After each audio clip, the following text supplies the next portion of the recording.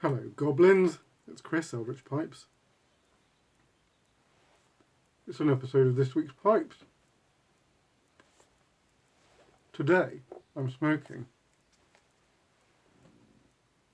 Gregory Pease's Greg's Regent Flake. I pulled this out of the cabinet thinking, I barely remember reviewing it. For some reason, I hadn't gone back to it very much.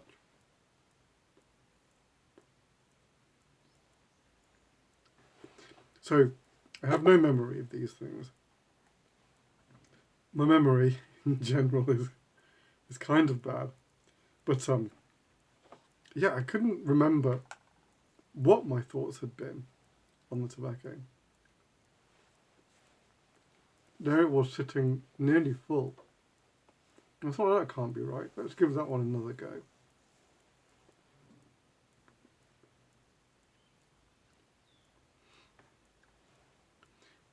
I'm enjoying it. It's a little spicier than I remember.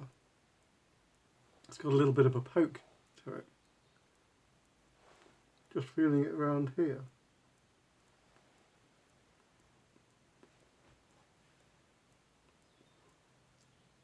Sometimes I associate the little tingle there with nicotine content, but this is just Virginias and Orientals. I don't think it's a strong blend.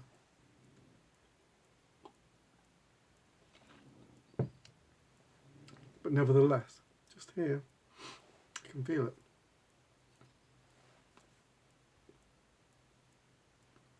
But it's a really nice,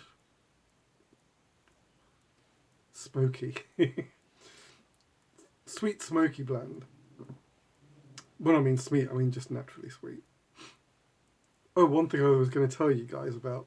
I'm now the home to 2 resin printers at the moment for various reasons. So I've got both flavours.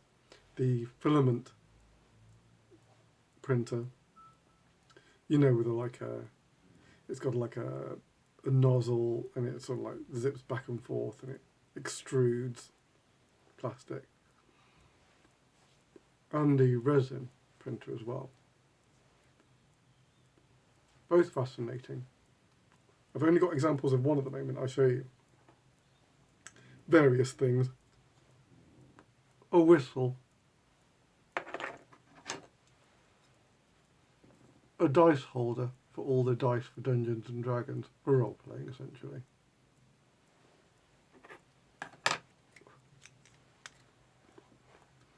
A life counter, for Commander, but essentially it goes up to 100, so I suppose it could be for other things as well. But we've been using them for Commander. It's so those guys rotate in the middle.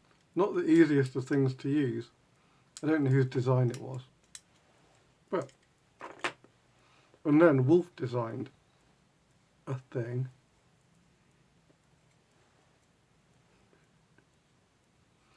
And because he was a boy, the first thing he designed was a knife. Well, I forget what he calls it. A thing. I haven't got any examples of the resin printer just yet. But when they come along, I'll show you them. If you're wondering why those were all in orange, it's to do with it's all from like this eco-friendly filament that we got. And I'm sure there are other flavours as well, but this is all in danger orange. Oh boy. Right. Some pipes. If you've been watching the last couple of weeks, the first 2 pipes I'm going to show you, probably going to be no surprise whatsoever. But, new variations of.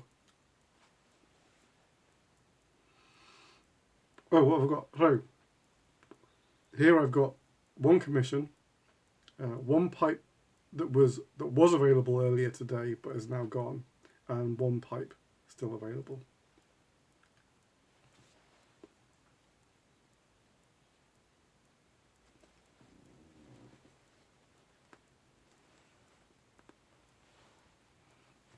It's an acorn.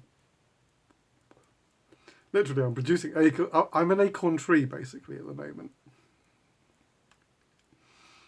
Producing acorns like spring has come.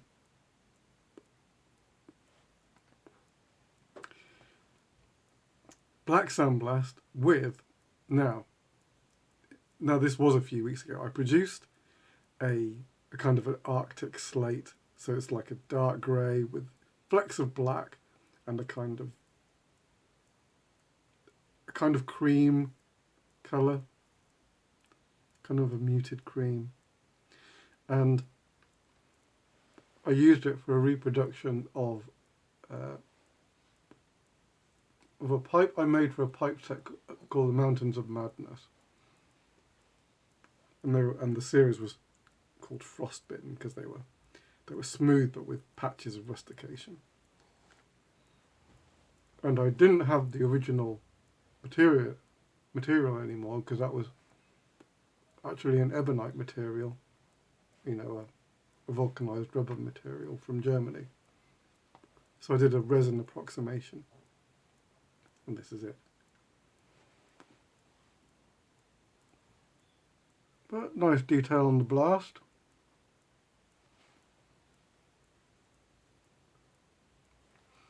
Nice slender bowl. Light as a feather.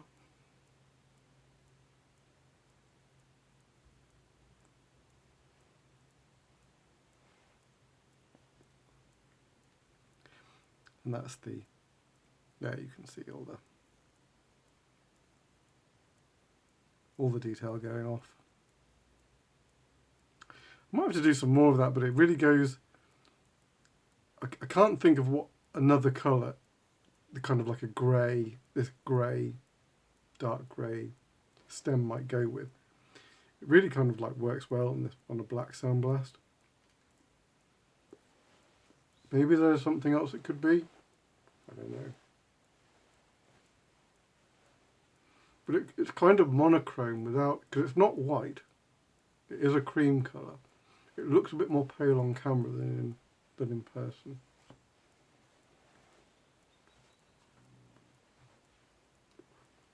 So that was the commission.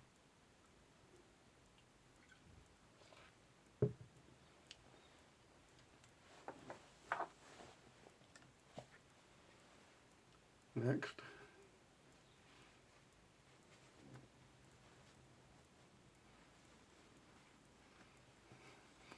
Surprise! It's another acorn.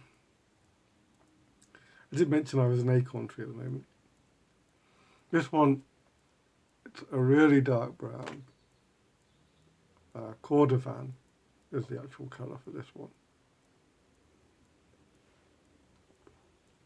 Sometimes I call it chocolate because it's more poetic than Cordovan. It's more evocative. But chocolate is actually slightly redder and maybe not quite as dark as this. Yeah, you can see like the ring grain coming through. Just like a textural finish on this one, not like craggy or anything.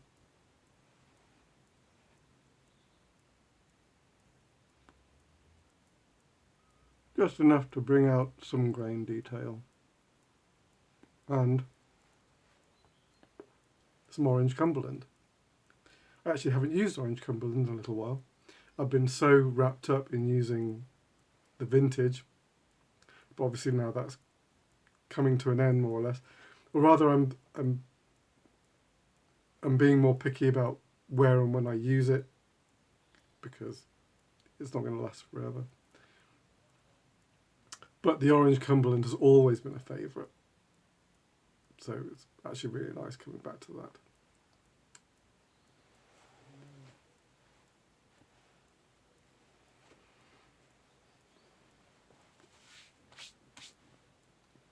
I've been getting a history lesson this week.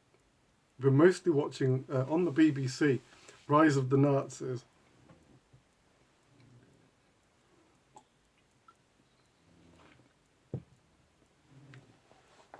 my knowledge on modern history is actually really terrible. There's so much I don't know. I suppose on any history subject you can fall down the rabbit hole. And we have an idea, I guess, certain names have reverberated throughout history so that we've heard of them. But we don't necessarily know, unless you do know your history, sort of what their roles were. And so finally, like looking at this just in a bit of, I guess it's even superficial depth, because they are like careening through the years, but I suppose the series is just to give you a flavour of the kind of moves that were being made, what the Russians thought were going on, you know, where Stalin's head was at, that kind of thing. It's super interesting. I've been learning lots about Europe recently, and it's fascinating. We are a funny lot, aren't we? Human beings.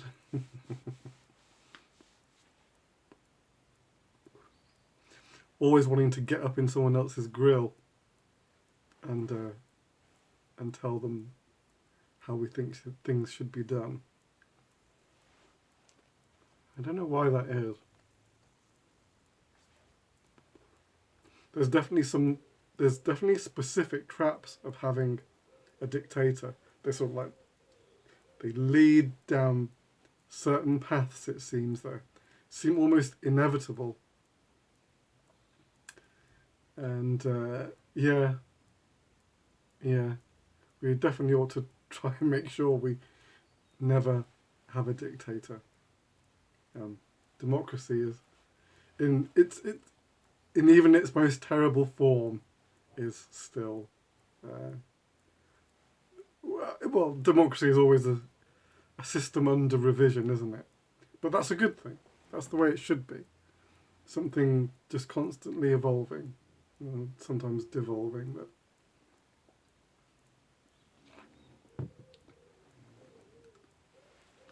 hopefully never going completely off the rails. That's the point. It's not that democracy is amazing, but we try to stop it from going completely off the rails to a greater or lesser extent. All right, final pipe, and a new thing, sort of.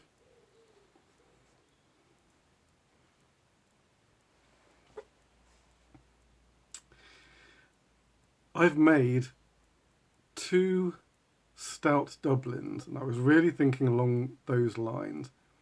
As you can probably tell, the acorns and the strawberries, those are very slender, very light, lean pipes. And in some sense, the stout idea is kind of a reaction to that.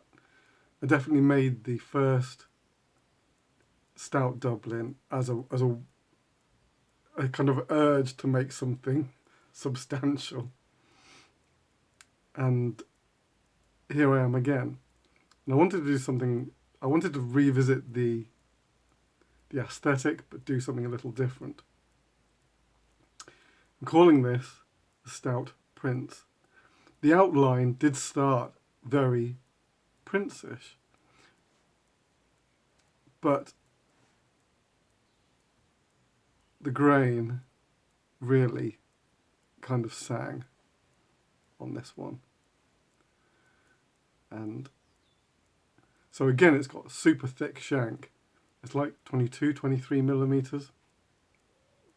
Just about the same on the Stout Dublin.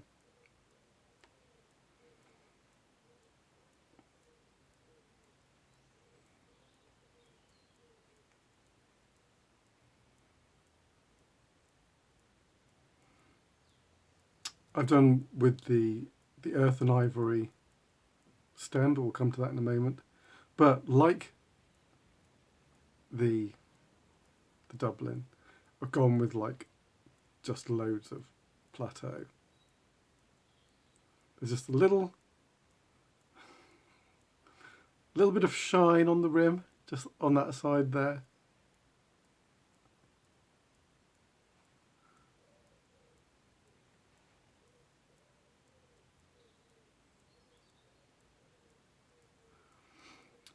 A different treatment, the on the Stout Dublin, it's like a beveled rim. I had a hankering to do something different this time on this one. So it's like a scooped. So it scoops to a saddle stem.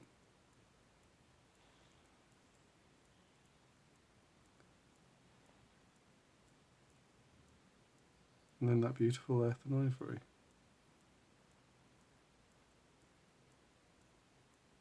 If I say so myself.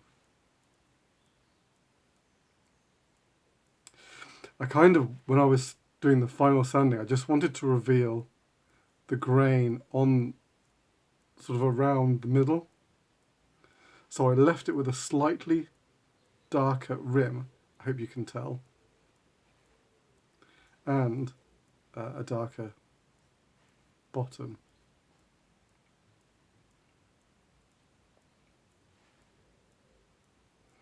So there you go.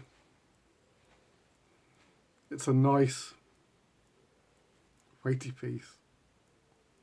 Not a clencher, I wouldn't think, except for those of you with iron jaws. There you go. Stout Prints is available. If you're interested, you can email me. That's devilsreef@gmail.com. Have a little chat. All right, that's it. I will be back next week, although next week is busy in a whole bunch of different ways. So I'm expecting to make a pipe, maybe just a pipe though. I think I'll almost certainly not have much time for anything else. Things have to be done. Can't just make pipes all the time, you know. Life has to be attended to. But I will at least have one, all being well. Oh my god, I had to order some briar again. It's a terrible thing having to order the stuff that you need. And I order it now in quantities. Every time I order more than I did before. It's always a shock to the system, but it has to be done. But anyway, all right, that's enough. I shall be back next week, so take it very easy. Your loyal pipe maker.